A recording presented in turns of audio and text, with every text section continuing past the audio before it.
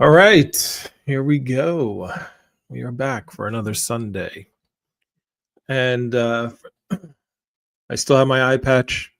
I have eye patch with glasses, so I could see very clearly and not at all at the same time.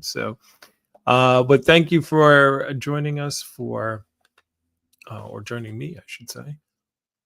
Let me fix my comments here so they show up. This is Cosmic Matters. Thanks for taking the time to listen.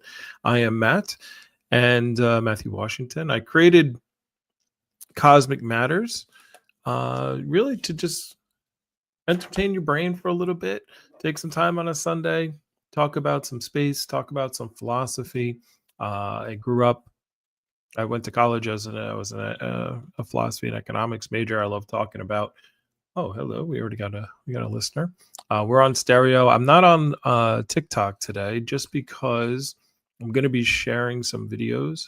So if you want to come to my YouTube channel where we're doing this live, it is Philosophy Man 76. And but I'm going to show some video, but the audio will be alone. I'll talk about what's being shown for those of you in the stereo audience. But today we're going to talk about the size of space. I've been doing a lot of philosophy stuff recently, and one of the things funny as I did this video, as I was putting together some clips and some things I wanted to share today, I was like, oh my goodness, we are. I started to go to my philosophy side because I started looking at how small things are, how big things are, and just it got to me as far as like how unreal reality is. Like the things that we think that are reality are so subjective. They're so subjective, and I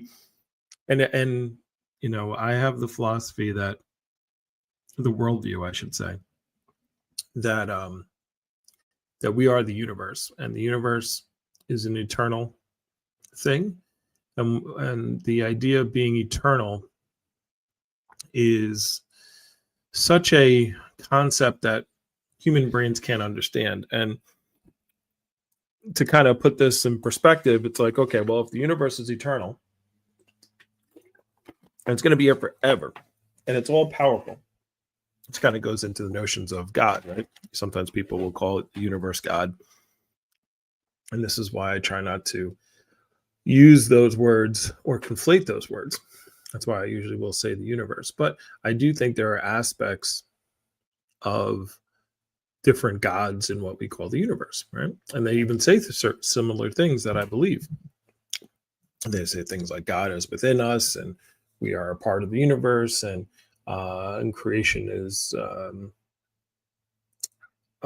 universe was created for us, and I believe that, but not in the way that most people believe it, right? And so, because I think we are the universe, and my basic worldview is that the universe is an eternal thing that goes on forever, small, big, and the concept of eternal is just such a mind-blowing concept that we who are not eternal, we say the words, but it doesn't make sense. It doesn't have the impact on us. Just like when we talk about trillions of stars or billions of things, billions of dollars, it doesn't impact us. Like people think millions and billions are the same. I do it almost every single week. Might as well do it again, right? Where I talk about a million seconds. If you wanted to count to a million, it's 11 days. If you wanted to count to a billion, it's 31 years. Right? So that idea of how much bigger one is than the other. Like we think about millionaires and billionaires and think they're the same, and they're not. Right? And then we talk about trillion. Well, a trillion seconds is 31,000 years.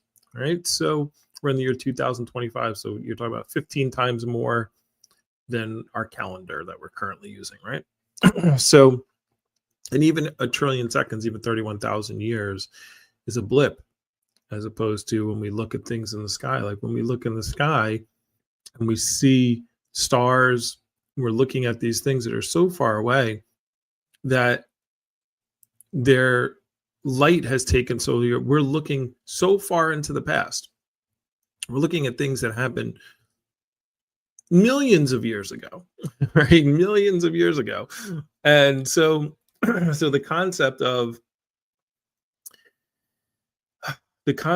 what is reality then, because just as when I look in the sky and I see a star and I can comprehend that it's taken millions of years for the light from that star to reach me. So I'm looking at something millions of years in the past. I'm also right now looking at myself on this computer screen, and the light that's coming off of there is taking time to get to my eye, and now that the light is moving at 300, I think the speed of light, 300 million miles per second. But there's still time. I'm still looking in the past, right? No matter what, I'm always looking into the past, even if it's right in front of my face. It's just that the speed of light is so fast that it doesn't comprehend to us. It's such a small amount of time. Well, but we understand it when we're looking in the universe. So if we're always looking at the past, we're never seeing anything in current time, in the now. Then what is real? Is there anything that is actually real? So we have a message. So let's play that. I love that you were talking about this. There's so many people, I feel, really need to hear this to expand their understanding that we are the universe. When you look into your own eyes, I mean, based on the pictures that we've seen of nebulas, you can see the reflection of that in your own eyes. And we understand that we are made of star stuff, right? We're carbon-based life forms. So when people say that we were made in the likeness of God, well, we're made in the likeness of the universe because there is nothing that is not God. God is infinite and the universe is infinite, and energy cannot be created nor destroyed, then it's always been. So God has to be that field, that infinite field of being us, being everything, never separate. Yes, thank you. And thanks for bringing me back to my original point. And good morning, Renee. So thinking of, so going back to my original point of the universe being us, and this worldview that I have, that I agreed to, is that, now I lost my point. It's something that you said that sparked it, and then I lost it again. But just the concept that we're all that the fact that time happens to be something that is not real.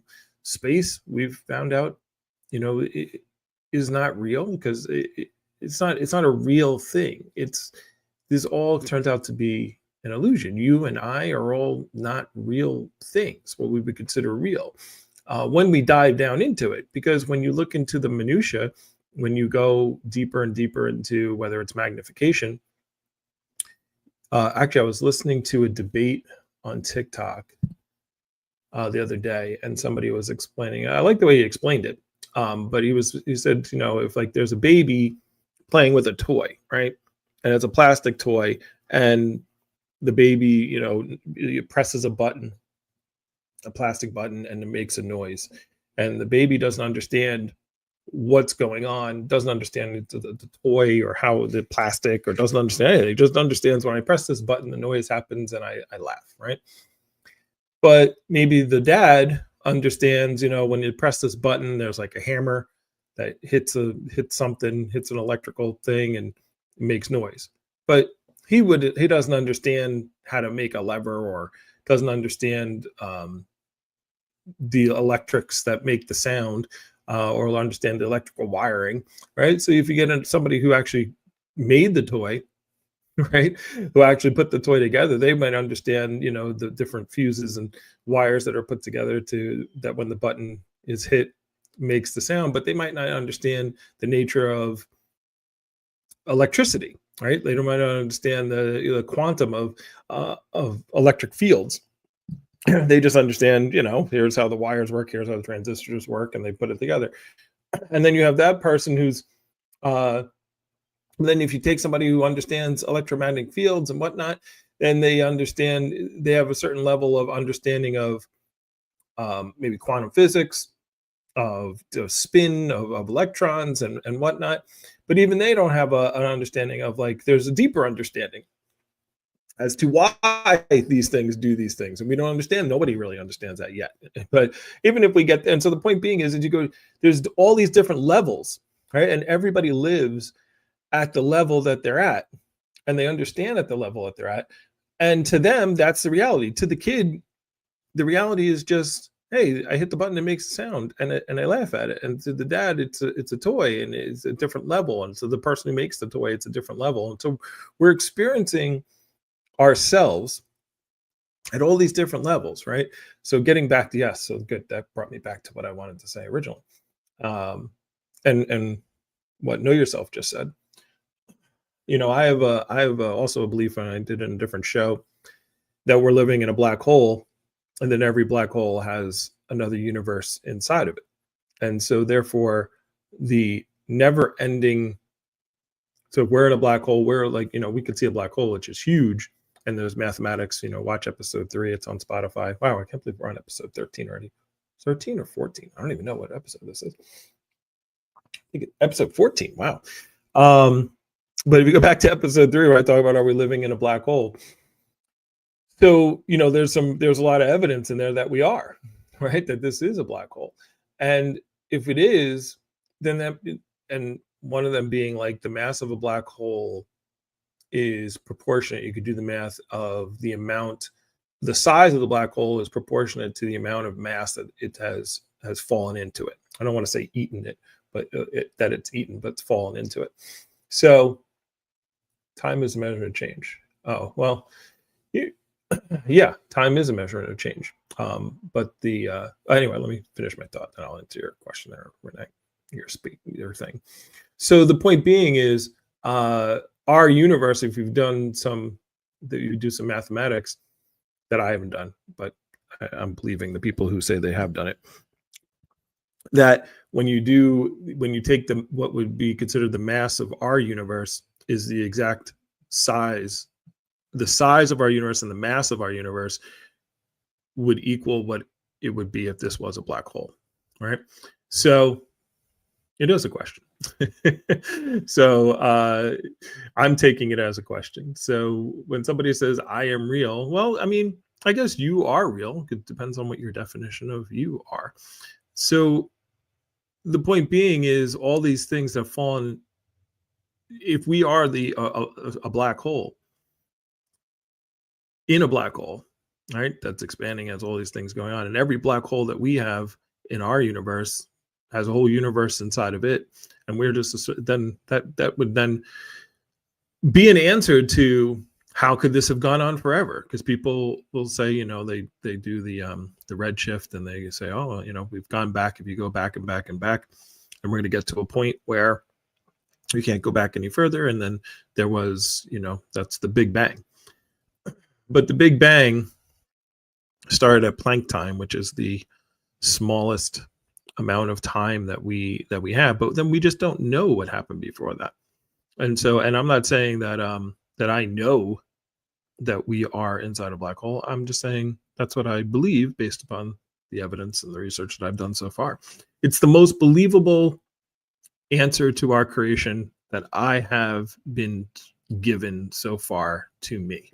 The idea of all the other ideas, the religions, the other ideas that I've had so far, they don't seem to conform with what I see that happens on planet Earth. We're gonna do. I'm gonna do, when my eye is a little bit better, I'm gonna do a whole episode based on morality, because that's always a touchy subject. And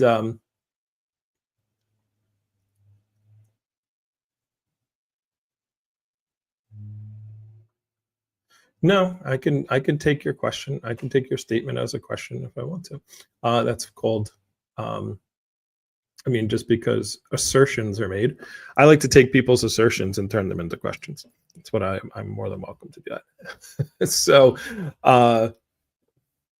and you're allowed to take my assertions and make them questions as well if you want. You don't have to believe what I say, but then if you are disagreeing, then I always say I don't care what people believe. Well, I'm trying to change. I'm trying to be more positive in my older years. I used to say I don't care what people believe. I only care why they believe it. But I've kind of changed that into I care about what you believe, but I'm interested in what you believe, but I'm more interested in why you believe it. See, I'm trying to be more positive. So as far as so maybe you are real, but when you say you, I don't mean when I say you and other people say you. What I mean is you as the entire universe as you. And when you think about the entire universe being you, one of the things that we like to do for ourselves, right, is discover ourselves, right? We love, like, okay, so I just went to I had this issue with my eye, right, which is why I got this patch on. And I had to go to the emergency room, and I went to the doctor, and then all this stuff, and they did all these tests, and I was really curious. I was like, "Ooh, what's that? What's this?" And they did my blood reading, and they literally, it was like a page and a half of all these things going on in my body. And I would just bug the hell out of my doctor. I was like, "Well, what's this and what's that?" And he's like, "Well, this means this and this is that." And so I was really curious because it was me, right? I was like, "Oh, I want to know what's going on with me. What's the triglycerides? What should that be? What's that?" And we get a twinge in our back, or we get a pimple, or we get something. We like to examine ourselves and say, "What's going on here? What is this?" And so we are just like Know Thyself just said. And I moved over when he said, if we look at our eye, we see the same thing. And I have a picture of the eye of God. It's the picture I use for the podcast. The eye of God Nebula, because it looks like an eye, right? And it looks like our eye, and the representation there of the universe looking at itself. Sorry, it's hard to. And by the way, I see comments. If I can't read them, it's because I only have one eye right now. And this eye is it's a challenge for me to read. So I'll try to read the comments as they're coming in, but forgive me if I can't. And I do see we got another message here from Stereo, so let's play that. It's interesting that you say that we are in a black hole, because in the Hermetica, I'm pretty sure it was by Hermes Trismegistus. I can't remember verbatim what he said, but it was something along the lines of when he met God. God was a vortex so strong that not even light could escape it. And from this vortex, all creation expands outward from it, because it is the source of all things that be. I just thought that was an interesting commonality. Just felt like sharing. Yeah, thank you. I'll have to re-listen to that to understand I don't know the reference, but yeah. And it's a lot of things that I see in like the stories. Like I always say that religions are just the first science. Science is trying to explain what is going on, and what science can do. And then the only reason we trust science more than anything else is because it gives reliable results. But it's not the end all be all. I was having a conversation with someone about, I think it was about morality, and I was saying, like, maybe there's things that we're not going to understand that we need better science for. We need a better understanding of, and maybe we're not smart enough to even come up with it. There are things in mathematics that are going to that just confuse us. Pi. I always think of pi. It's like, how is there a number? How is 22 divided by 7 go on forever? Right? And every number you could possibly think of ends up being in pi eventually, because it goes on for eternity. But it's like such a random type of thing. It's not like 1/3, going on for 3333333. These are just random numbers that keep coming up in pi that go on for what we think is infinity. We should get a supercomputer to do it. I don't know.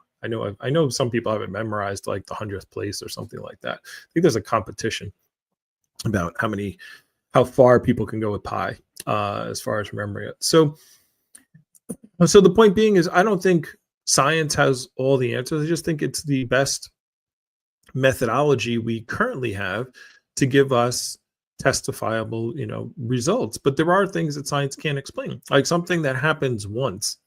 Science will not be able to really understand or recreate, right? And there are things that may happen once in this universe, that they happen once and then that's it. And we weren't not able to really understand that because we can't make it happen again. So do I think our understanding is complete? No. And do I think it ever will be complete? No. And this gets back to the worldview, because I think it is, well, I say these things and I retrace my steps.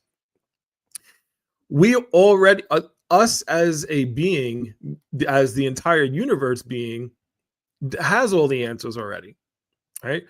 The deep down real us, the entire us, knows all the answers. But the deep down real us that's been around forever and will be around forever gets bored. Right? Like it's if you never began and you're never going to end, and you are a conscious being, and I do believe the universe is conscious. So again, these are all things that we attribute to a God. But you're going to get bored.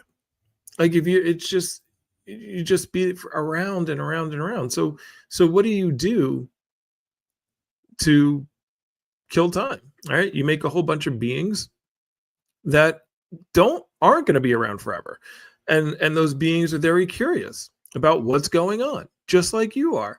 And even though you know the answers, you play the game of watching us try to figure it out, of having the anxiety of ending, right? And you like, why can't we ever figure out what's going to happen after death? Because we already know. The thing is, as every I was just talking to Soup. I don't know if Super Hyman's going to join us today, but we were talking about AI and these robots that are coming about. And it's funny that once they become quote unquote conscious, right, once they're able to think, like we were watching this video of an AI that they basically, the idea was it had to go get butter, right? It was like it had to go get butter somewhere in the house. And then the people doing the experiments hid the butter, right? They hid it so that the robot couldn't find it. And then what happened is the AI started freaking out that it couldn't find the butter. And then they looked at and then the robot also realized, well, then what they did is they took away the docking station, so it couldn't redock, and it was going to run out of power. And when they looked at the computer, the code or the thinking of what the robot was going through, the robot was freaking out that it couldn't get the butter.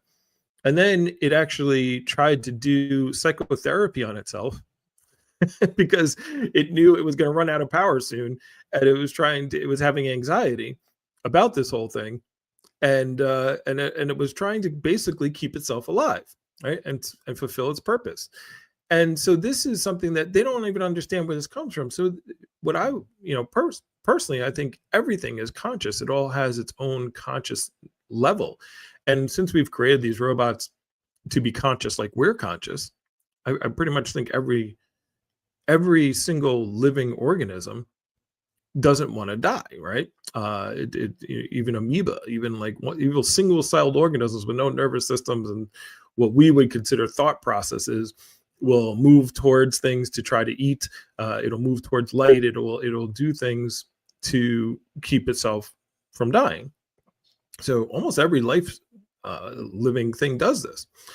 They have that nature in about them. So where does that come from, right? And we seem to be the only, even though we don't know about anybody else's thoughts, we seem to be the only thing that understands that we are going to die. So, right. Well, that's another assertion. So the assertion was AI does not have conscious and never will. Again, just that's an assertion. It simply isn't a possibility. That also is an assertion. To say it is an impossibility is an assertion. It depends on your definition of consciousness, of course, but again, that's also an assertion. Yes, it is correct. You have to be a lot deeper to say. You'd have to first give your level what your definition of consciousness is, then explain why AI could not become that thing. So other than that, those are assertions you're making, Renee. Anyway, let's stop talking to Renee. In the comments. Let's get to my video. So I've already gotten way off track and started talking about stuff I don't want to talk to. And I wanted to keep today's podcast short because I have to protect my eye. I'm not supposed to be looking at screens for a very long time. But I was talking about this. So yeah, what put me on this whole trail, this whole side thing was thinking about the size of space and different magnifications of what's going on out there. So I'm going to start off by sharing, and I'll play it for, actually you can't really, there's nothing really that to listen to, but I'll play it in the background. And Elon Musk just posted, had a post with a little video, and it was just showing, I'm going to play it right now, basically all the stuff that's in our solar system. So it's got the moon, it's got Io, Callisto, Mercury. It's just showing the size of these things. These are moons of other planets. It's got Titan, it's got Mars. It's just showing these sizes. I had no clue, by the way. I'm going to pause this for a second. I had no clue how small Mars was. I thought Mars was the same size as Earth. But it's Venus that's almost the same size. Mars is Earth is like 2.5 times the size of Mars, which I did not know. So new information for me. So it's got Venus, it's got Mars, Venus, Earth, and then as this video continues playing, you see I think it's Neptune next. Neptune, Uranus, not Uranus. Good old Uranus, and then there's Saturn, and then Pluto, right? And then the next thing that pops up is our sun, and the sun is just so massively much bigger than all that stuff that we just talked about, which makes sense. Obviously, we're orbiting the sun, we're in the sun's gravity well, but the comment that Elon had made was the sun is 99.8% of all the mass of our solar system. So even if you somehow burned Jupiter and everything that is not the sun in a fusion reactor, the sun would still round up to 100% of all the energy that's left in our solar system. The sun is all that matters long term. So that was, I don't know why he was posting about that. This is, I remember, because I worked in solar, I remember reading an article in North Carolina where they didn't want to put a solar farm in place because they were afraid that it would drain the sun. So we have to always be careful of what we're listening to. The sun will not get drained by a solar farm in North Carolina, but that was that. So that's that video. We got another comment here. I'll play that. Hold on one second. Uncle Leo. Good morning, Mr. Wash. Hey. And, with the patch, huh? Guess this is a bad time to ask you about the DMT, looking into the laser and seeing the code of reality question. Yeah, just finished seeing the documentary. I'll wait for your eye to heal so you can use both eyes. Maybe next time I can get your opinion on, is that really code they're seeing into the laser? What's up, Stereo? Hey, Uncle Leo. Thanks for joining. I'm not sure what you're referring to as far as the laser that we're looking into or something along those lines.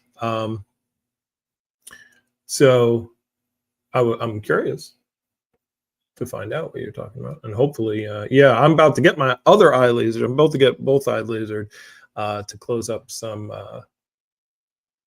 blood vessels in the back of my eye so this doesn't happen again.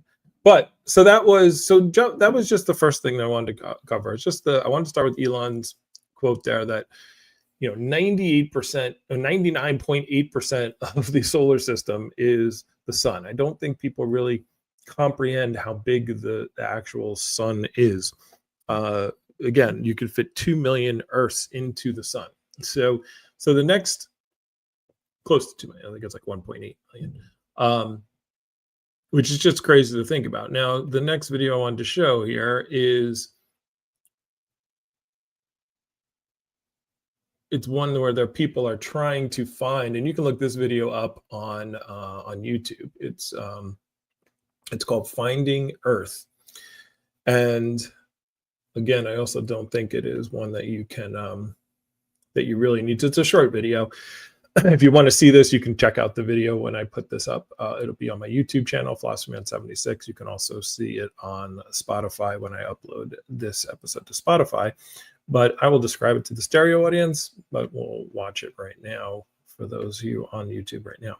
So, and basically what the video is it starts out, it's outside of the solar system. Every dot isn't a star, it's a galaxy. I'm going to start Astronomers there. estimate And there are about 2 trillion it's starting off with all the galaxies galaxies in the that are out there observable trying to universe. find Earth. And so Telescopic once you images like this do and social media find, animations often like make even it seem our like galaxy, you can just because hop there from one are close to galaxy 2 another. trillion But that misrepresents how truly galaxies. enormous Is that galaxies correct? Is that and the universe correct number? really I are. want to say is there Let's 2 trillion focus on Andromeda, trillion our galaxies? nearest And I galactic am neighbor. almost, because I'm Under doubting dark myself. skies, I tend Andromeda to doubt is my visible own comments to the when I make naked statements eye like that. as a faint, But I'm going to elongated double spot. check that. But I'm It's almost the furthest positive object we can that see the consensus without a is there's about telescope. 2 trillion About galaxies, 2.5 which would mean million each light-years galaxy away. has anywhere from Imagine we've 100 built a million ship to a that billion stars in travels it, at the speed of which light. means there's a lot of The stars. fastest Yeah, that physically actually makes possible sense. speed, So traveling at oh, no, 300,000 is kilometers a this is not the second. video I wanted to Now show. imagine we have come this close Probably to did the wrong Andromeda galaxy.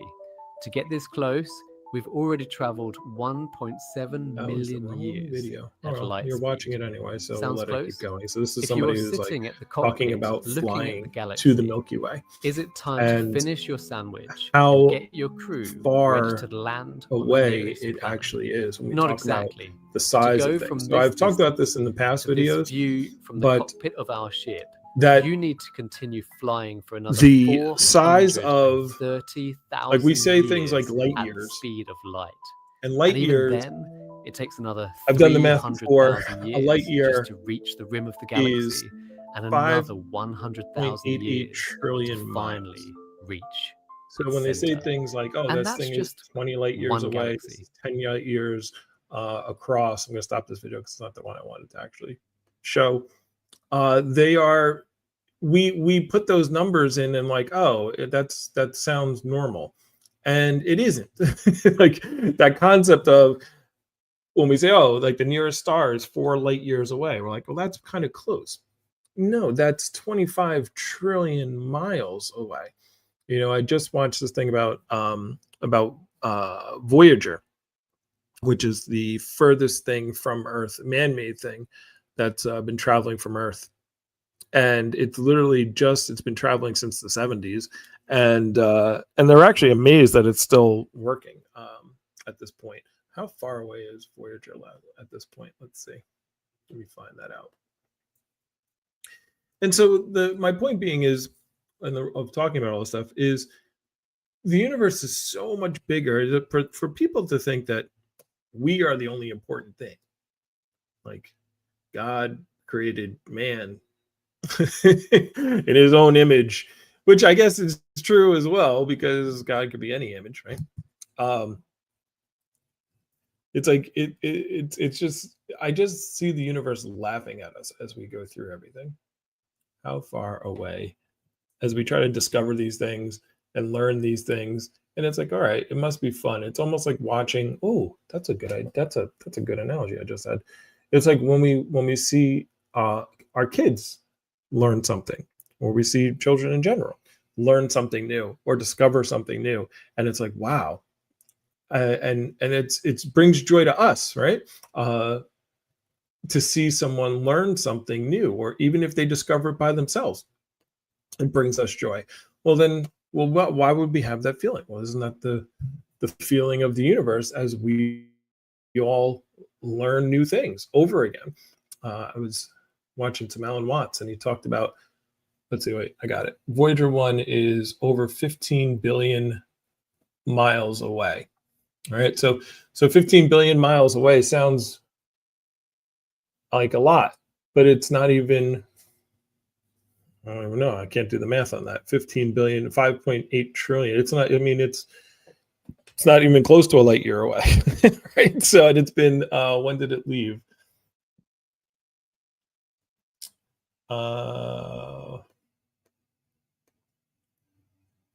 When did Voyager leave? When was Voyager 1 launched? This is good. 1977. All right. So I was 1 year old when it left. And it's 15 billion miles away, but 15 billion is, when you're talking about 5.88 trillion for the speed of light in a light year. So it's not even it's like less than 0.1% of a light year away. Jeez, that's crazy. So and it left our planet in 1977, right? So to think about these things, how big again the universe is. And I was getting to a point there. Let me get back to my StreamYard. This is so hard to do with one eye. Sorry, everyone. There's a Babylon here. Babylon. Sorry, I'm finding all these connections. But yeah, that connection of like the universe looking at us as its children, looking at us as us. But it's like, let's take a smaller version, a younger version of ourselves, our children. Isn't this why we value our children so much?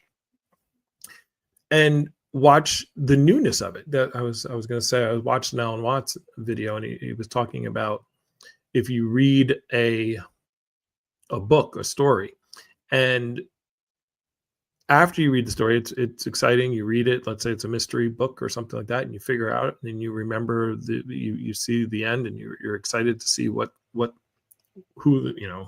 done it or whatever. Like you're excited to get to the end. And then when you get to the end, you finish the book. If you read it again right then, you're not going to get as much enjoyment out of it as you would if you put the book down and then didn't look at it again for like 15 years, right? And then you see the book again. And if you've forgotten most of the book, you can still get the enjoyment again, right? Because it's like, oh, I forgot what happened. And he talked about this, how some people wish they could remember everything. You can have these memories forever. But it's like, why do you even want that? The joy comes from the discovery. This is what's going on. And so if you are the universe, the eternal universe, it's like, let's make a bunch of things that can keep discovering. And let's have so many mysteries, because we think we've learned a lot. And we've come, like, when I think about in my lifetime, what has changed from humanity, like the concept of a computer was just ridiculous when I was 10. I remember when the Apple IIe came out. That was like the first computer I had. Right. And I could play Miss Pac-Man on it. I think it was like the biggest thing. It's like, that was like, we're like, the future is going to be amazing. And but just the idea of that computer today is, now I'm able to do this on, I got two computers going. The power of the computer in my hand and just my phone is like 100 times better than that. The idea of the internet was not something that was even considered. Like we had encyclopedias, right? Like we would go to the school, and we go to the library and read out of it. It's like, that's how we found out things. That's how we learned stuff. The concept of having all the information that you possibly could want in your fingertips, in your hands, was not even something that we thought was possible. I remember specifically thinking, well, in the future, we're going to be able to actually have conversations with people and see them at the same time. Like, that's going to be so cool when we can do that. Now we do it. I'm doing it right now. We do it all the time, and it's like no big deal, right? But these things have all happened over time, and the amount of advancement that we've done in just the last 50 years, right, that I've been around. So why have a universe that's so big? Why have these stars why have all these mysteries, all these things that we don't understand if you're the universe? Because the time span, like we look at time in our the time span that we have, I think I was watching Neil deGrasse Tyson. He was talking about, he's like, the average lifespan of a person 5,000 years ago was like 35 years old. Like, it was like the average lifespan. And then it was like the average lifespan of someone in like the 1700s, or late 1700s, 1800s was like 38 years old. It's like nothing had really changed that much in our lifespans. And now, now you go 200 years in the future, our lifespan has gone, the average lifespan is up to 60 or 70. 66, I think, or something along those lines. So it's almost doubled in a short period of time. And so the idea that we could get to the point where we download our consciousness, or AI takes over and lives for hundreds of years or thousands of years, is not that far-fetched. And if that did happen, well, there's plenty of all this space and stars, there's plenty of stuff to discover. There's still tons of stuff to know that's so confusing to us at this point that I think I was listening to Neil talk about aliens, or he said, if we had monkeys, right, and you had humans, and you looked at those two things and you said, okay, well, the closest thing to us with DNA is like a chimpanzee, and we're like 99% similar DNA. So everything that humans can do that chimpanzees can't do falls in that 1% difference, right? So what happened if we evolve, or something happens where it's 1% different from us in the same direction as we are to the chimpanzee? How much smarter than us?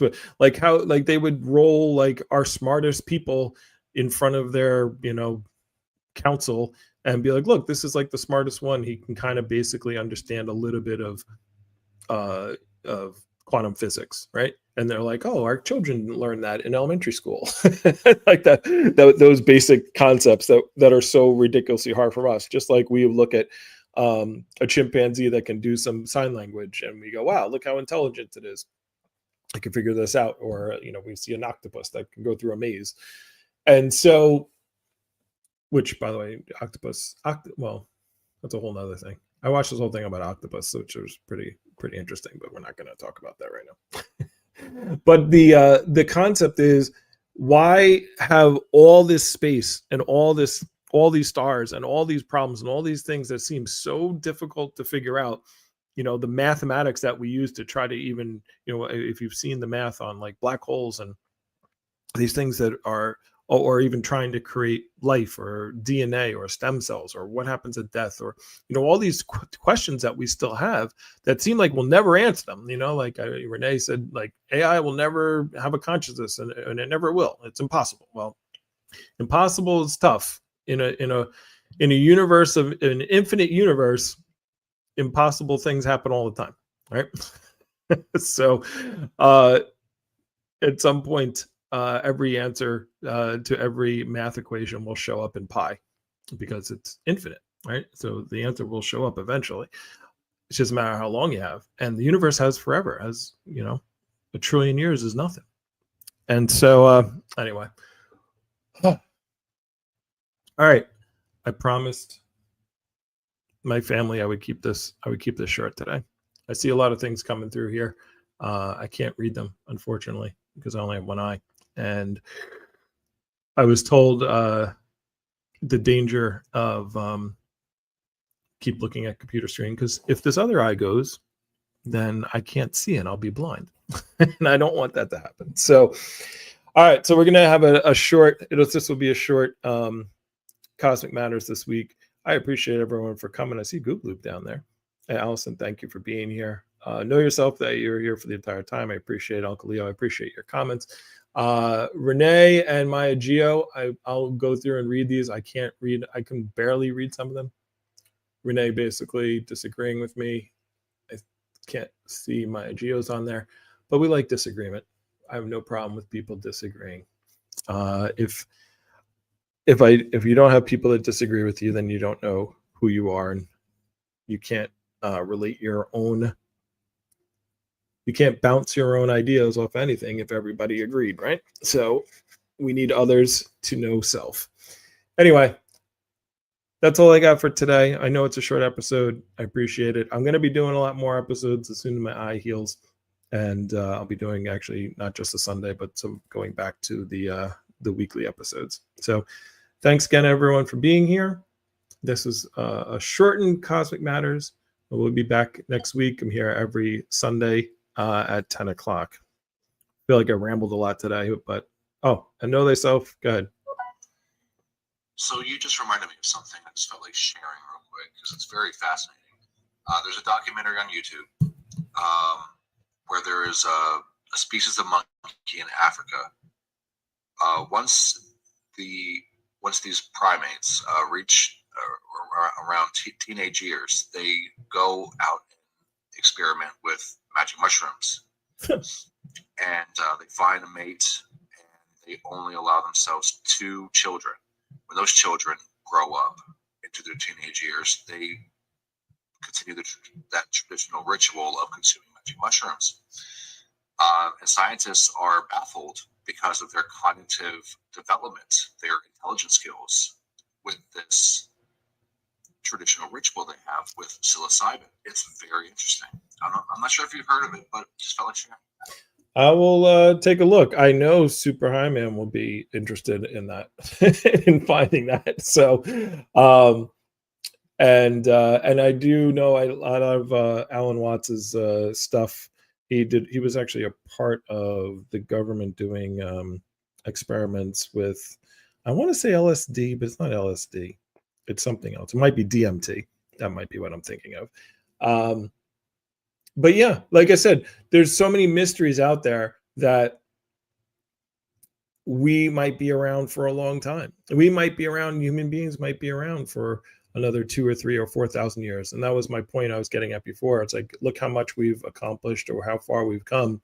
To the things that we have today would seem like magic to people. Actually, yeah, this made me think of this comedian who said, like, if I go back in time, he's like, if I went back in time 100 years, he's like, first of all, I don't think I could actually even prove that I was from the future. he's like, if I had I was like, oh, in the future, we're going to have these machines that you're talking to called phones, and everyone will carry them around, and you can look anything up, and they would say, oh, well, how does that work? And I would be like, I don't know. I just have I just have one. And they would be like, well, name who's going to be the next president. I don't know who the next president is in 1925, as far as I just don't know that. He's like, I would have a really hard time trying to even explain. But point being, I was trying to get at, thinking of the comedian, is that if you took people from the past and 100 years ago and brought them to today, there's so much stuff that would be, it would be like magic. They would think we were magicians. Me doing this show right now, talking into this microphone and creating a podcast would be total magic to them. It wouldn't make any sense. And it probably is magic to me too, because I don't know how any of this stuff works. I barely can make it work, not even build how it works. But then you take that and expand it out another 500 years, another 1,000 years, another 2,000 years. And where will we be, if we survive that long? And and the AI doesn't take over, and the robots don't take over. So anyway, that's it. I'm wrapping up. My eyes getting tired. So that's how I know I'm supposed to stop. But thank you, everyone. I appreciate you being here. I'm sorry for the shortened version. I will have a much better episode next week. Hopefully, I'll be able to see out of both eyes.